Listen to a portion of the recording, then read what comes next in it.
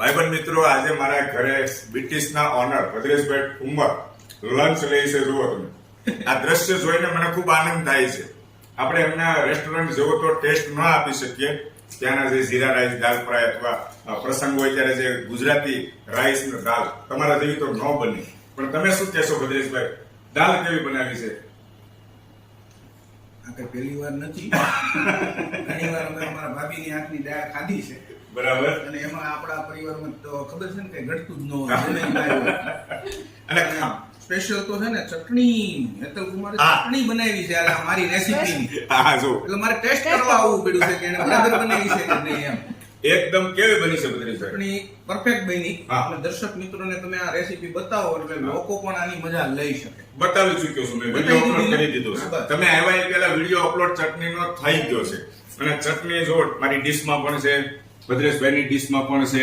મજા આવે છે રાઈસ સાથે, લુખી રોટલી, ભાખરી, રોટલા સાથે. અને આ એવી ચટણી છે ને કે આ તમે 20, 25, 30 દિવસ ફ્રીજમાં રાખો તો બગડે નહીં. અને કોલેજન ભેળ. કોલેજન ભેળ ખાલી તમે સિંગદાણાની અંદર નાખી દો, ફર્સ્ટ ક્લાસ કોલેજન.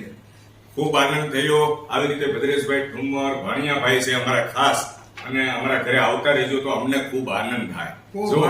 જો ખીલેલું કેટલું મોટું છે.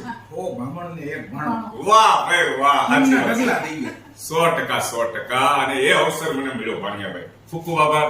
Thank you.